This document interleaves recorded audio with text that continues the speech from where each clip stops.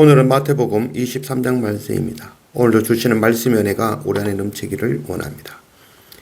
이에 예수께서 무리와 제자들에게 말씀하여 이르시되 서기관들과 바리새인들이 모세의 자리에 앉았으니 그러므로 무엇이든지 그들이 말하는 바는 행하고 지키되 그들이 하는 행위는 본받지 말라. 그들은 말만 하고 행하지 아니하며 또 무거운 짐을 묶어 사람의 어깨에 지우되 자기는 이것을 한 손가락으로도 움직이려 하지 아니하며.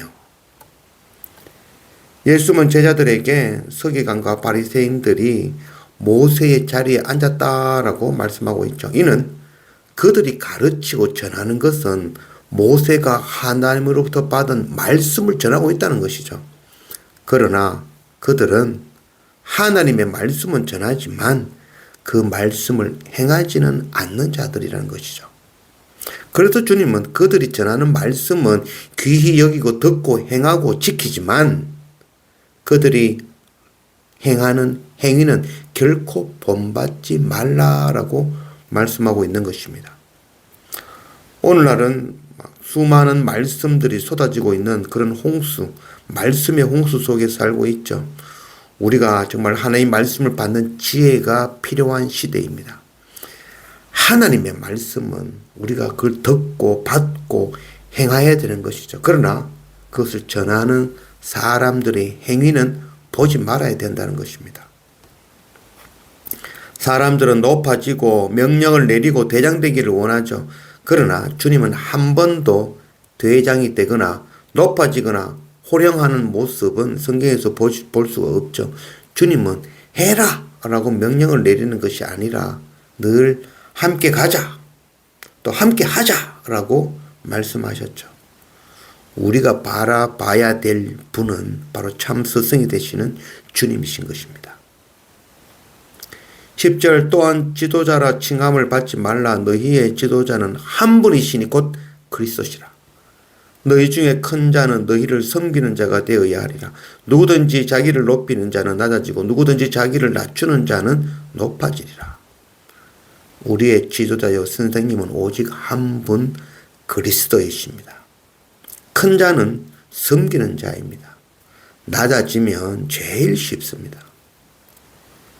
13절 화 있을진저 외식하는 서기관들과 바리새인들이여 너희는 천국 문을 사람들 앞에서 닫고 너희도 들어가지 않고 들어가려 하는 자도 들어가지 못하게 하는도다. 화 있을진저 외식하는 서기관과 바리새인들이여 너희는 교인 한 사람을 얻기 위하여 바다와 육지를 두루 다니다가 생기면 너희보다 배나 더 지옥 자식이 되게 하는도다.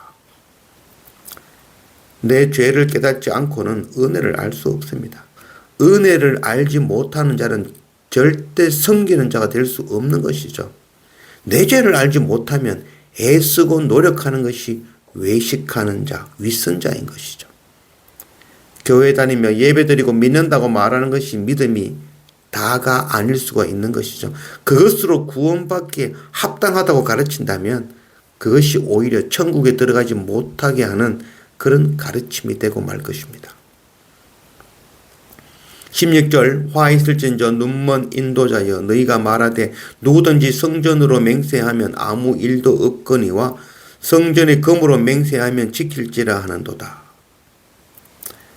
무당이 구슬하거나 점쟁이가 점을 칠 때에 하는 말들이 있죠.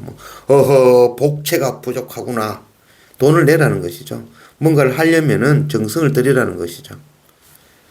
성전에 와서 하나님께 구할 때 자기의 정성 들여 예물로 준비해야만이 그렇게 구해야만이 된다고 가르친다면 그것이 바로 소경을 인도하는 것이죠. 자기 정성을 강조하는 것이 바로 우상숭배입니다. 내 노력으로 뭔가를 할 수 있다고 가르치는 것, 그것이 바로 속이는 말인 것이죠. 우리는 자격 없는 가운데 구원하시는 바로 하나님의 은혜를 누리는 자들이죠. 나의 노력과 나의 섬김, 나의 정성, 또 내가 드리는 헌금, 나의 봉사, 나의 힘과 열정으로 그것만으로는 결단코 하나님의 나를 얻을 수 없는 것입니다. 그러나 주님의 크신 십자가 은혜를 깊이 깨닫는 이들은 이미 받은 은혜에 감사하여 자신의 모든 것을 아끼지 아니하고 드릴 수 있는 것이죠. 로마서 11장 35절 누가 주께 먼저 드려서 갚으심을 받겠느냐. 이는 만물이 주에게서 나오고 주로 말미암고 주에게로 돌아감이라. 그에게 영광이 세세에 있을지어다. 아멘. 예배는 우리의 정성과 노력을 드리는 것이 아니죠. 누가 먼저 하나님께 드림으로 갚음을 할 수 있겠습니까? 그 크신 하나님의 은혜에 우리가 무엇을 드린들 그 은혜를 갚아낼 수 있겠습니까?